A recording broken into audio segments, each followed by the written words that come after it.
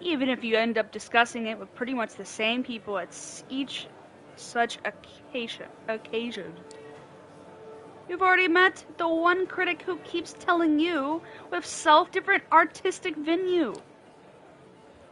avenue.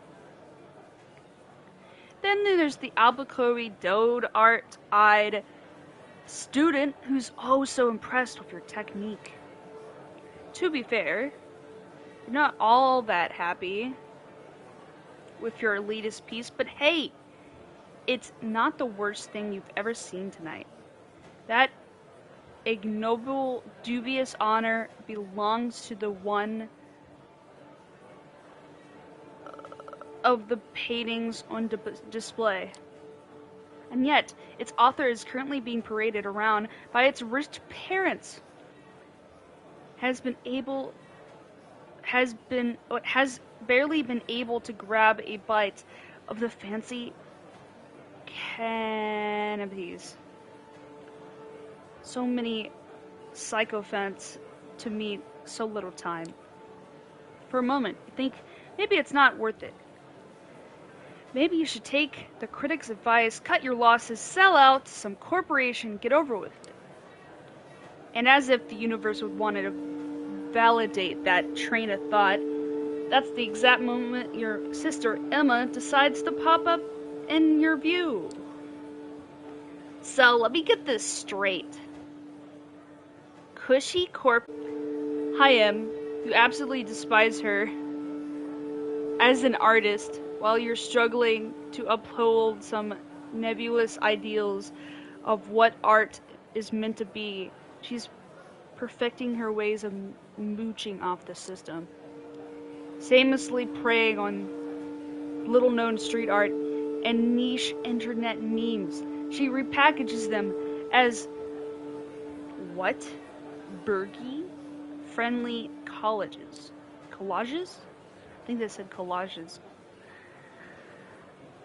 So perhaps no wonder the New York Times has recently dubbed her a mind-blowing explorer of digital art's extreme possibilities. But in spite of all that, you absolutely love her as a person, even as you welcome her by smacking the back of her head, a gesture meant to convey nothing but deep affection. No, but seriously, supporting young artists is my ass. I don't even know what kind of money you got for this piece. But I doubt it was even a fraction of what's going to be worth in tax benefits. The gallery owner actually said that if he had the choice, had to choose his most valuable audience, it would be of the IRS. I'm pretty sure he's only half kidding. You mumble a non-answer and then segue into a different subject, trying to preemptively quell her repeated offers to get you a steady job. Of course, she proves as incessant as ever. You know, sometimes I just don't get you. On one hand, you wouldn't be caught dead taking money from the inevitable winner of the culture wars. On the other, if someone gave you the chance on the collaboration on some dumbass Oscar bait flick sponsored by Bailout Fund, you'd do that shit for free. She rolls her eyes and asks, you know what the fuck? You know what the only difference is between the art scene and the culture industry? The culture industry actually pays your bills. As expected of someone who actually gives up on the attempts and infuse her work in any side and entertaining quality, and decide just to keep responding to the Zeitgeist. She claims to happily accept the fact that after she dies, both she and her work will end up in a landfill. What? This bitch has no passion at all as an artist. Bro, It's not about the art for her. It's like the fucking money. That's disgusting. I mean, it should be both. It should be for the art and the passion you feel making the art, and then money is the bonus. Which is why you have a normal main job, and then you work on your hobby on the side until your hobby can become your job.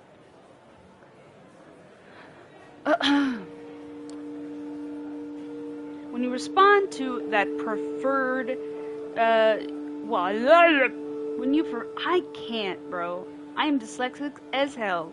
When you respond that you just refer chasing a 1 in a million chance to immortalize yourself, she claims it reeks of overinflated, what the fuck, ego. What?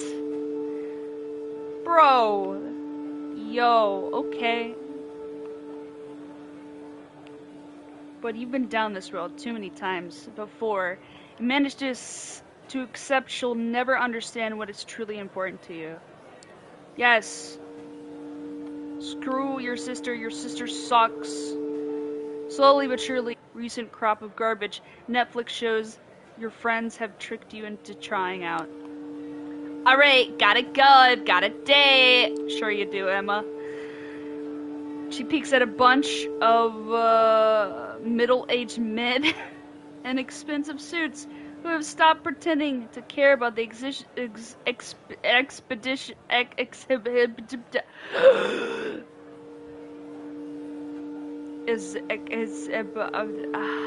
Fuck. Exhibit. I can't.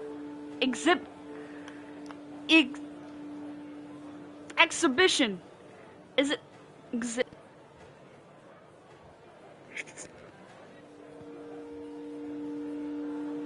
are exchanging the worst lecherous jokes you've got in their stale repertoire. I got repertoire, but I don't have the other word. It's the most simplest word. Have fun with your friends, trader. Class trader. Gives a hug and heads for a heavy elevator. There goes the pleasant part of the evening. What do you mean? That was not pleasant at all. What the fuck you talking about? Truth be told, people aren't exactly lining up to chat about your work anyway.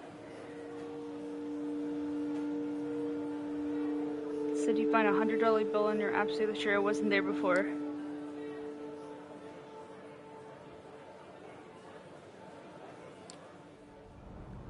When you reach the balcony, you look out to New York City and light the second last cigarette and left in the pack. You're alone. It's not silent. The metropolitan hum is ever present, even this high up. But it's a good deal more intimate than what's behind your back. You lean over the railing and look down. The street lights beckon more than usual. In your mind's eye, you see yourself as your final artwork beautifully splattered all over the pavement. Jesus Christ. Working title, Delusion of Grandeur. The author, a brilliant artistic soul crushed by the feeling of reality gone too soon. You chuckle as you flick the cigarette into the air. Freshened up by the night's cool breeze, you squeeze back into the stuffy interior. You barely make it a few steps before lethargy sets back in. It's like you never left. Still, something in the room feels different. Your eyes are drawn to a handsome young man, neatly dressed and groomed, exuding the air of a true artiste. And the best part, he's intently looking at your painting. The gallery is almost like an art installation itself now. People standing in awe. The guy like a beacon, drawing everyone's attention. Aw, he's using awe. Okay.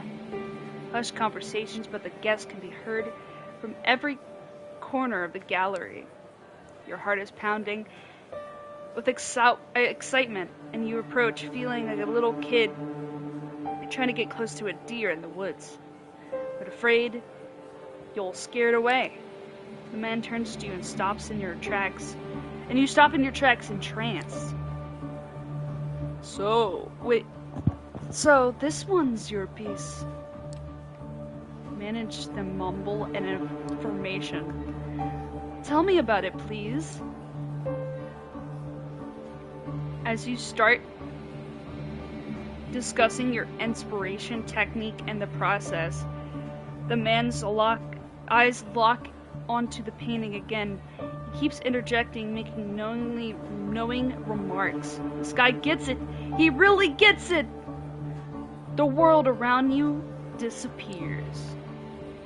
You'll say anything, do anything to keep his attention on you, but he realizes you don't need to.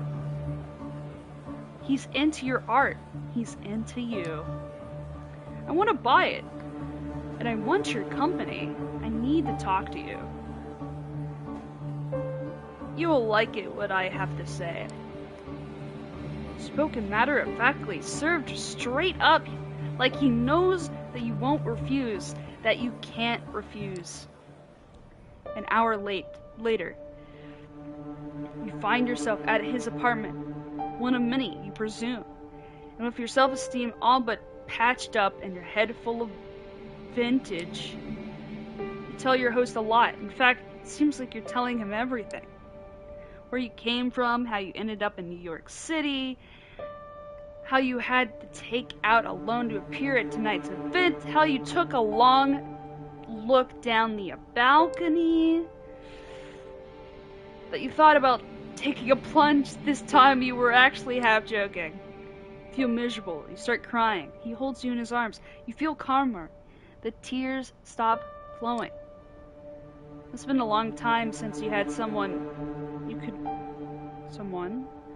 could just not talk to, but communicate with, be seen by. Who knows? Maybe there's hope for you yet. The feeling of bliss is the last thing you remember before passing out. Oh shit. Next thing you know, you're lying on the couch in the same apartment, hungry and dehydrated. How long has it been? Hours? Days? More? You're feeling weak, confused, abandoned. Look around in a panic. Is he still here? Thank God. Yes, there he is, standing in the doorway. His voice breaks the silence and fills you with hope until you realize what he's saying. I'm so sorry. Hope that maybe one night you'll forgive me.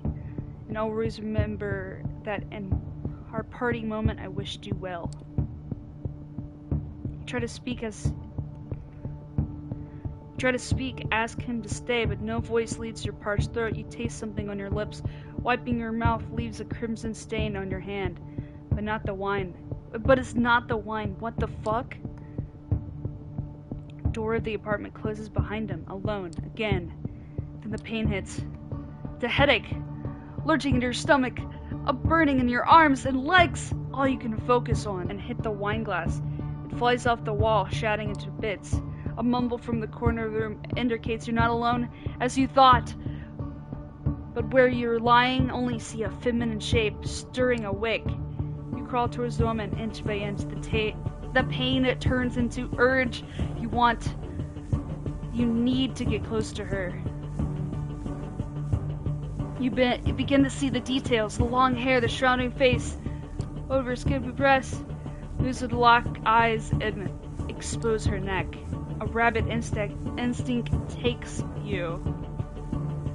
In the blink of an eye, you find yourself buried in her hair, smelling her sweat mixed with a hint of cheap perfume. You bite down and drink the blood from her vein. Wait. What is happening? You break away. You look at the girl. She lets out a sigh and goes limp, unconscious again. You crawl back, her dress rolled up to the side. You glance at her naked thigh. You lose control again. Bite her leg. Drink deep into the artery.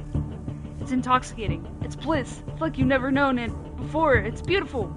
You break away again. Fall to your back. What the hell is that? Did you really just drink her blood? She's not moving. Oh God, she's not moving. Oh, damn, you fucking killed her. Check her pulse. She's colder to touch. No, nothing. No heartbeat, no sign of breathing. That's when it hits you. Your chest isn't moving either. Your heart is not beating.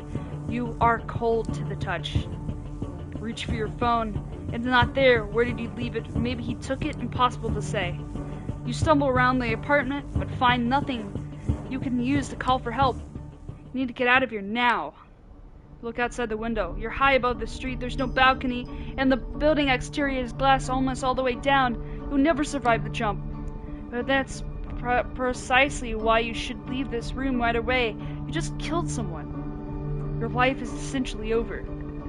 A sickening void is opening in your stomach, warning you that your reality is about to turn into an unbearable hell. The voice in the back of your head tells you that the smartest course of action is to take the leap before it does. Before you argue with it, the more reasonable it sounds. You're just ready to pick up when you hear clinking of keys in the lock. You freeze up in place. This is bad. Thoughts start racing desperately, but instead of rational corpse action, only visions of false hope comes to your mind. What if it's him? What if he had to change the heart? What if he sent someone for me? You almost feel your heart beating again with excitement as his doors open, almost but not quite. Oh shit. A man enters, but not the one you expected. He's tall, broad-shouldered, handsome, with darkish skin. His suit is stylish and immaculate. You've never seen him in life, but he immediately sees past you and sees sharper nature. He's a predator? And if you're not too careful, you might become his prey. What? Good evening! I'm here to pick you up. A deep, emotionless voice. He turns his eyes to the lifeless body of the girl in the NYC hoodie and raises an eyebrow. I killed her. I think I killed her.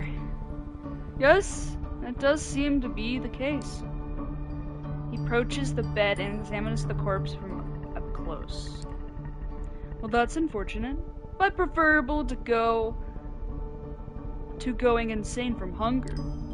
Quite a nice gesture, actually, if troublesome. He briefly looks at you with something like pity in his eyes, when he changes his expression to a perfectly blank one. Listen, you may perceive your current situation as something out of the ordinary, but I've met hundreds of lost sheep like you, and you see, they've tended to fall into two categories. First, there was the smart ones, those who carefully obeyed my every word and didn't pull off some stupid stunts, and they always got where they needed to go, safe and sound. And there were the dumb ones, the punks who thought they could take me on, the wise guys who tried to contact someone secretly without permission, the troublemakers who tried to run off or make a scene. None of them got to their destination in one piece. In fact, a lot of them never reached their destination at all. The man talks in a bored, professional tone, giving off the impression that he really has delivered the speech countless times before. As you see, despite being a smart person, I'm a Mets fan. What? I love baseball and inspired me to come up with 3-strike system to determine if someone is dumb. You get on my nerves 1 or 2 times. Why, I understand. None of us can perform well in circumstances. But if you do it 3 times, understand there'll be no excuse for no forgiveness, no mercy. His presence changes ever so slightly. Say, I understand, sir, now. You feel an overwhelming, barely resistible urge to fulfill his... We're playing a Toreador, so we're not gonna be like acting like a brouhaha. So we're gonna be obedient. I understand, sir. Excellent. Alright, have you got anyone you'd like to inform at your current legislation and tell them you're alright?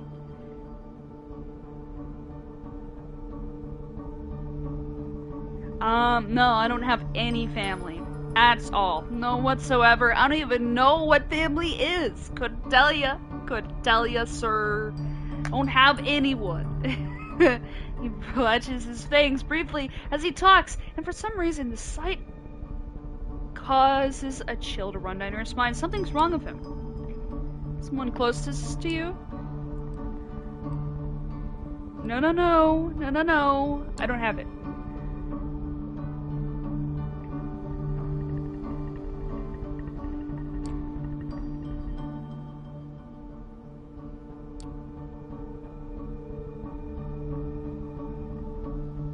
Oh shit, fuck. You're a fool. You're 100 years too young to try and fool me. You protest, but you realize your thoughts are too scrambled.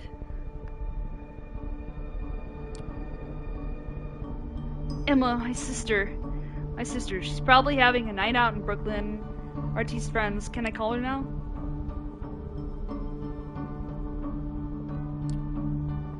If you want to implicate her, go ahead. I think we'd all better off you make sure that she's the only one she needs to know. Yeah, agreed.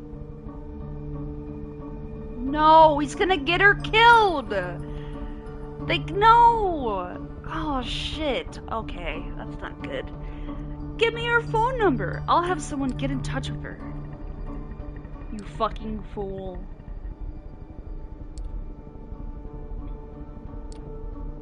From this night onwards, you are subject to different laws and the ones you grew up with, and you'll be watched by many eyes to ensure these laws are respected. You're forbidden for letting anyone know you're actually still alive. You're forbidden from showing your face anywhere they know you. And if anyone comes to search for you, it's over for both of you and them. He interrupts his monotone recitation to stare deeply into your eyes. So if you don't want someone to find out your poor sister's body in Hudson River next week, cooperate.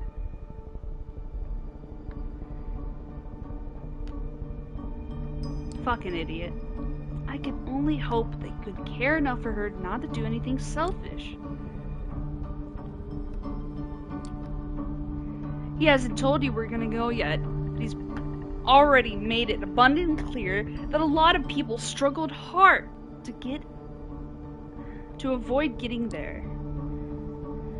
You'd be more eager to cooperate if he never raises the subject, but he made it a point to make you fear the unknown. He's pushing you. To what end? Does he want to intimidate you into a complete submission? Is he hoping that you give them an excuse to get rid of you? Or maybe he's testing you, forcing you to show what you're really made of. Somehow, he makes all these options seem plausible at once. Alright, I think that's enough lectures for today. Takes a glance at his silver watch. It's a Patek Philippe kind of brand mere mortals never see outside of luxury lifestyle magazines. Just who are you dealing with here? He's a toreador for sure. He knows the style. It's past 3 a.m. now. The sun will come up in just a few hours. We don't have much time. Come on. We need to leave so that the corpse can be taken care of. He turns his back on you to lock the door. I'll head out. Okay. If I'm playing the Bruja thing, I may be like an asshole, because that's what Brujas are supposed to be about, but we're also doing a Ventru playthrough too. But this one is Toreador. So you obediently follow him out the room. Before he locks it again, you manage to take a final glimpse of the corpse. You feel a pang of consciousness, not because of your victim's horrible fate, because you don't feel guilty even though you know you should. Something more important inside of you. That was still there yesterday has definitely died tonight. Your humanity, of course. Soon you take a life, your humanity dies a little bit. You wonder if you ever recognized yourself in the mirror. The stranger shows you to the elevator. You go to the ground floor. During an awkward ride, your dazed and confused mind desperately searches for a glimmer of hope, and eventually comes across one. Maybe you'll find the man you met earlier this night.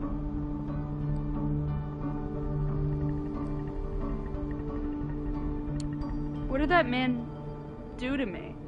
Why did that man target me? What was their motive? That's what I would like to know. As of yet, he is unidentified. They have left no trace, and is obviously not planning to come back for you. If, and that's a big if, you ever see them again, it will be tomorrow, probably for the last time. For the last time? What do you mean? I said what I said. All I can add for now is tomorrow is a big night for you. The elevator door opens to an empty hall. You walk outside past the night guard's post, which is empty. The cold night air reminds you of the balcony just a few hours ago.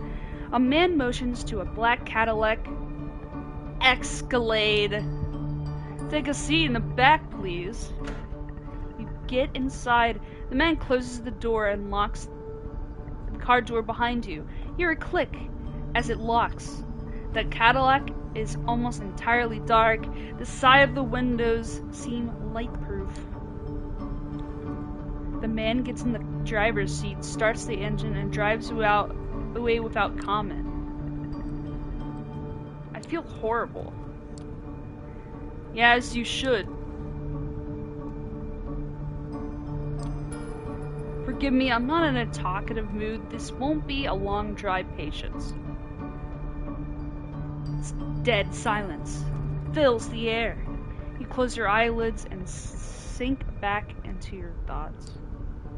A blurry after-minute image of the man who bought your painting is still there. It's strange. You never felt this way about anybody. Makes you feel happy, even though you have the nagging thought that there's something fundamentally abusive about this attraction. But then the girl's hair spilled over the purple hoodie, and her blood spilled over the cold floor comes into sharp focus. You wince. You want to cry. It's as if there's no more tears left in you. After what feels like an eternity, the car comes to a stop. You get out in an underground parking lot. It's ugly, concrete gray thing. Empty, but for the car you came in, it looks like there's a room beyond the metal door in the wall. Guess you'll live. He opens the metal door and lets you inside. Here we are. These are for your lodgings for tonight. If you get hungry again, take a look in the fridge. Tomorrow, I'll come pick you up. The cramped room has no windows, just like a simple bed, a single light bulb hanging from the ceiling, and a humming fridge, and a rattling AC fan in the wall. This has all the coziness of a solitary prison cell. You notice claw marks on the inner side of the entrance door. I need medical help. You're gonna be fine. Listen, normally I'd lose my nerves about now, and things would get nasty, but I get it. You're scared. You don't understand what happened. Trust me, you'll learn more tomorrow. But now, need you to rest. I need you to rest. Gestures inside the room. Finding no real power to resist, you step inside. The stranger the stranger nods contently. Good night. He locks the door behind you and looks very secure and sturdy. You open the fridge. A single plastic bag there, full of red liquid, unlabeled, tomato soup. You feel sick to your stomach. Best to leave it for now. You lie down on the bed. It's simple. It's a simple mattress on a metal frame, kind of grimy and damp. Seeing it makes you grimace, but you're just too tired not to lie down. Your entire body hurts. A dull feeling makes you feel heavy. You feel vulnerable and lonely. Usually when that happens, you turn attention to paintings.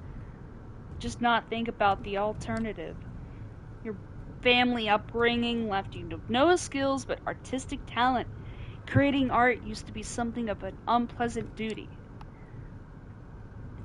Somewhere along the line, though it became the only weapon you had to fight the existential despair. Some of your best work was created in lie of impotently crying in bed. Hell, you're pretty sure a few of those pieces had your tears mixed in with the paint, like the painting that led your whole night to this.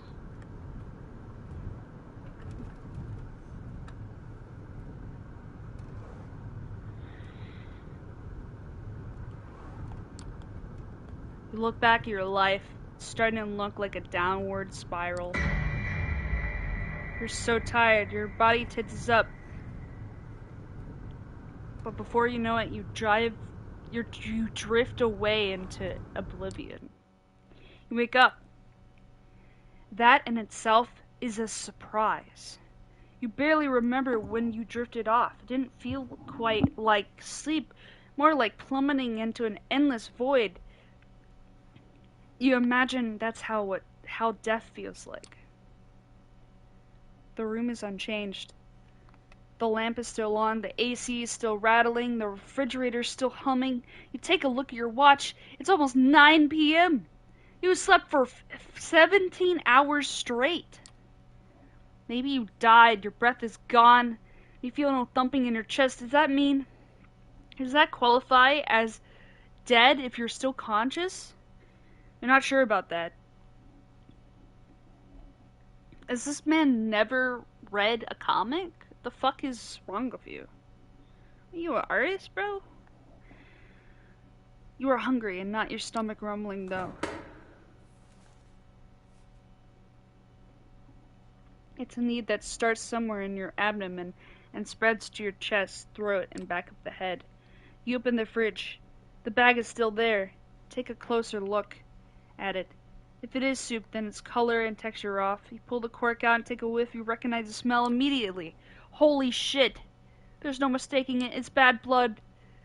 The smell is faint, and you remember some situations in the past where you found it nauseating. But now it's almost it's enticing. Drink it. It feels wrong. But right now, there's barely anything in your life that doesn't. To hell with it. You pour a bit of liquid into your mouth. It tastes bland. Reminds you of cheap supermarket juice. Just enough flavor to register as if it claims to be on the box, but nothing like the real thing. Nothing like what you had the last time. You swallow it. Somehow you don't feel sick. In a weird, messed up way, you can't help but think it feels nourishing. You take a few more sips, and then just another one. Suck the bag a little bit more. Eventually, you have emptied it entirely, and all you look at the info pressed in the side of the bag. 450 milliliters of it. I think it's milliliters. Even with its blandness, you still feel like having more. You realize your body longs for that intoxicating high you felt when the image of the corpse crosses your mind, causing you to wince. What have you become? You try to piece your thoughts together, make sense of it all, when you hear a lock click and see the door open. Standing there is the well-dressed man you met yesterday, I mean. The immaculate suit again, the predatory look, like a hawk on a hunt, somehow more relaxed tonight. So a tame talk, maybe? Good evening. Slept well? You notice there's a discarded empty bag. I see you had a bit of a snack. Yeah, got any more? No, I don't expect sustenance to be this easy to find next time. Come on, we've got places to be. I mean, there's hospitals, you know what I mean? Like, it's easy. We gotta get a coterie, though. First, the car is humming, huh?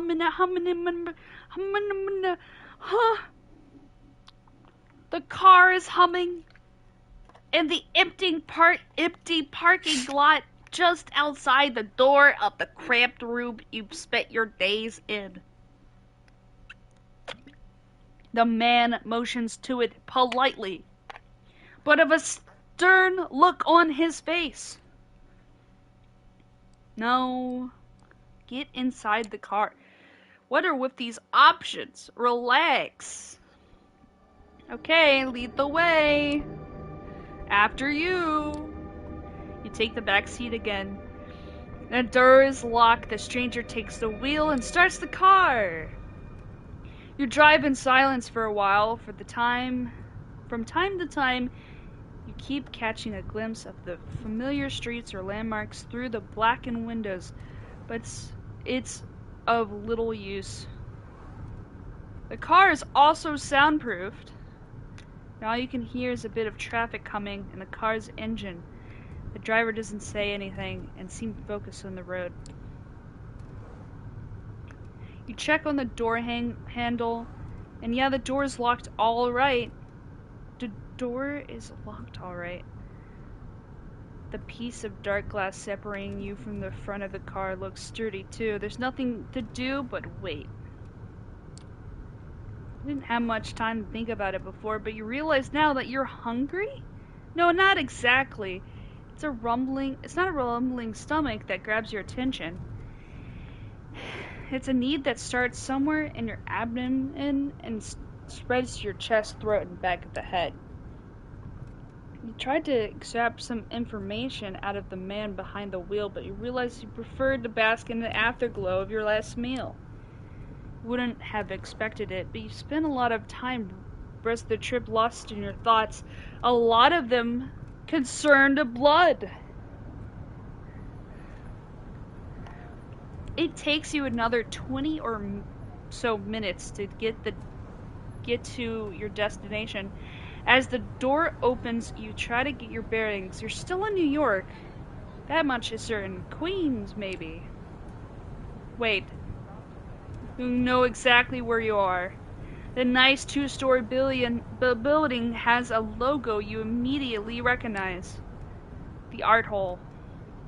An avant-garde gallery used to hold that collection of bagged viscera and body parts by, you can't quite remember the guy's name. He's Brazilian, you think? Fabio something or other? After me. No sudden movements, please. Never been inside. Not quite your style. But the place has quite the cult following. Kept racking your brain for more facts, hoping that they'll help you with whatever you've gotten into. Two large men in suit flank the door to the gallery on both sides. They give your companion a nod as you approach. Prompted by the stranger who guides you, you walk inside. Ooh, the gallery looks really nice. The gallery is full, which is unusual at this about 24 faces fill the showroom. and a number of waiters navigate the gathering, serving drinks. All of them are beneath the guests' attention. The visitors are well dressed for the most part, but it's unclear what they have gathered here for. Nobody seems to be particularly interested in the art pieces on the walls, and the atmosphere is polite, unnaturally so. Many guests turn to look at you and the stranger who brought you here. Their glances are varied.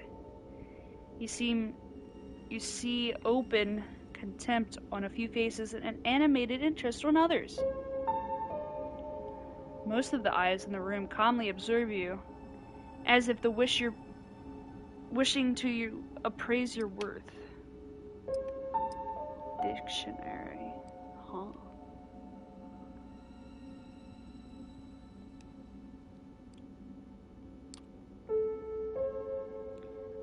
Memories come back like a bad case of PTSD. How many times before has someone judged you, impassively or decisively through your art?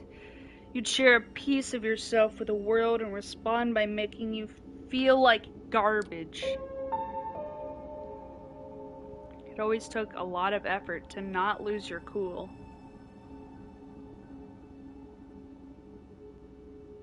Hold on. What the shit? Why did I get a notification like that? The fuck?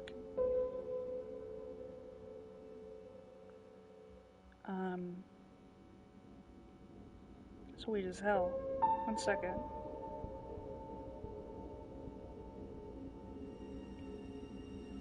The fuck? Weird, okay.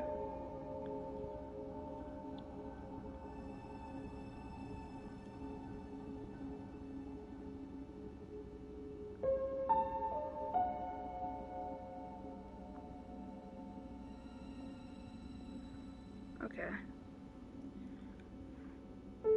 It took a lot of effort not to lose your cool and tell them, all of them, that shove their opinions up their collective asses. Now looking around, it feels like you've become another artwork as commodity to be judged with a bunch of obscenely wealthy, out-of-touch assholes. It makes you want to scream. Good evening to all, and to you, child. The noble, cold voice takes you out of your head and back to the situation at hand. A gallery, a crowd of strangers. You being brought here against your will. For what purpose? The room awaits your response. Helena Pantad, child of Michaela. Oh, fuck. He's the sheriff? That makes sense. Thank you, Sheriff. But I am capable of introducing myself.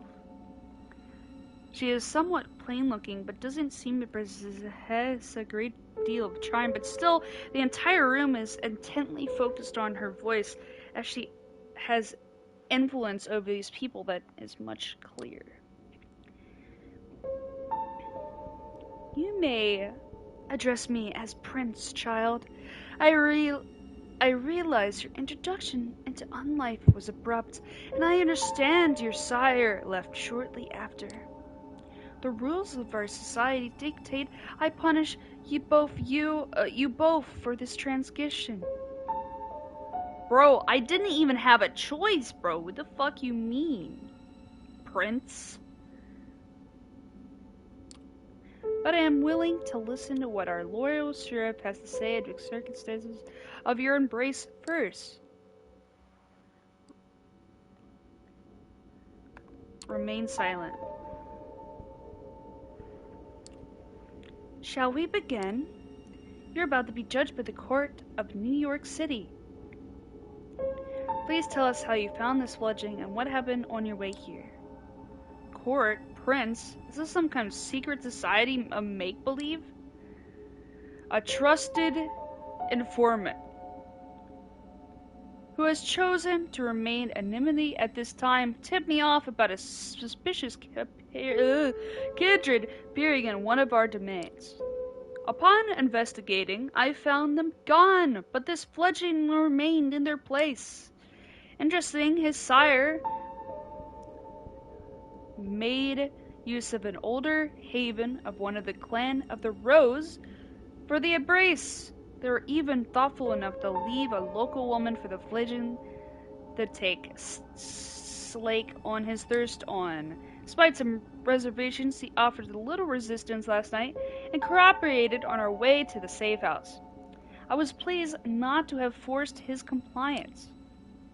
We had a quick chat, but wishing to appear here post-age, I urged him to join me, which he did not. He did without struggle. A pleasant departure from my usual routine, I must say. His thirst partially slaked with the bagged blood we kept in the safe house. We had a pleasant drive here.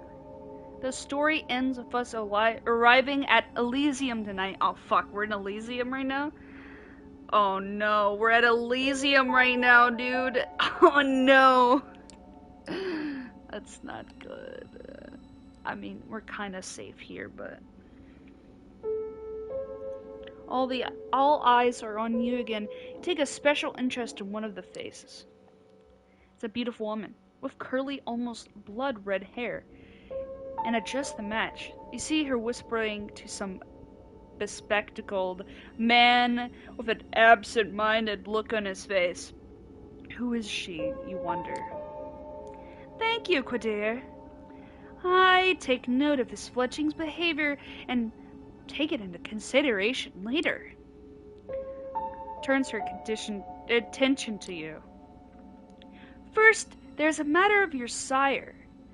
The person who brought you into Quadir and picked you up. Who were they? Sire? Let me ask this first. Why do you keep using the word sire? What does that mean? Under regular circumstances, they'll be your patron, the one responsible for your introduction into our society. Things being what they are, I would very much like to know who you are, and indulge me. Oh man, she used majesty or something. Makes you pleased to hear her speak. He was beautiful, charismatic, charming, dark hair with some sort of artistic mess, had an accent, couldn't recognize, took notice of my art, bought a piece, in fact. I wanted to meet him again.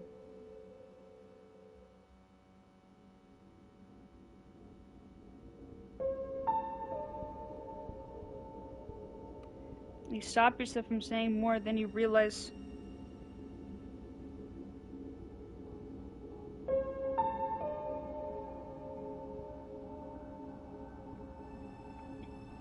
there's not much more to talk about.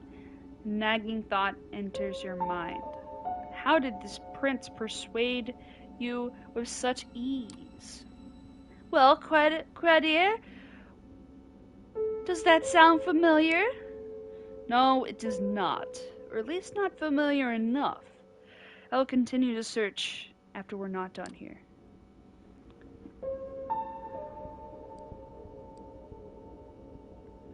He bought my painting at the gallery. Didn't pay in cash, I think. Maybe you can track him that way? Oh, did your outlook on him change at all of a sudden? Personal jabs aside, thank you for the observation. I will investigate this later. What shall I do with the fledgling, my prince? What is your recommendation, my sheriff? Traditions are clear. Thou shalt only sire of another with the permission of thine elder. If thou createst another with thine elder's leave, both thou shall be slain. Ready to fulfill my duty. Stay your hand, just for a moment longer, Quadir. I wish to consult my counsel on this. Make sure everyone's in agreement. Of course. You seem strangely relieved. leaps to the main show, and a handful of people follow her out. You're about to ask Kojir what to talk about at the traditions was when the red-haired woman approaches the two of you. Sophie? Sheriff, I was wondering if I'd have a word with the fledgling. What for? She lowers her voice in response.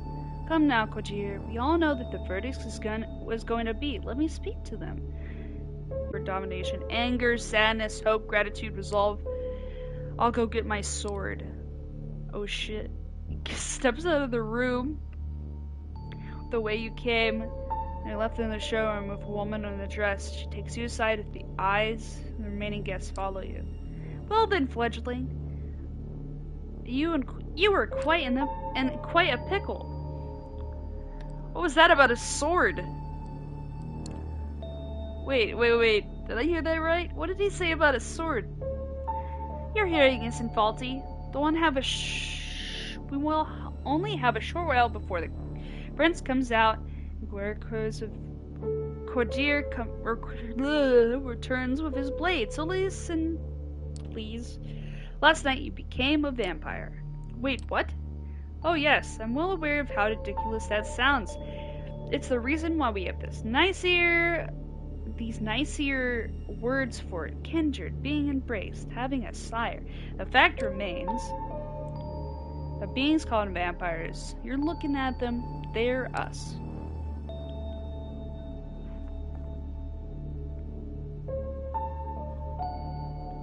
Many patients are really pale. Not wine. This is thickness. Not the right color either. Come up something, but you're drawing a blank.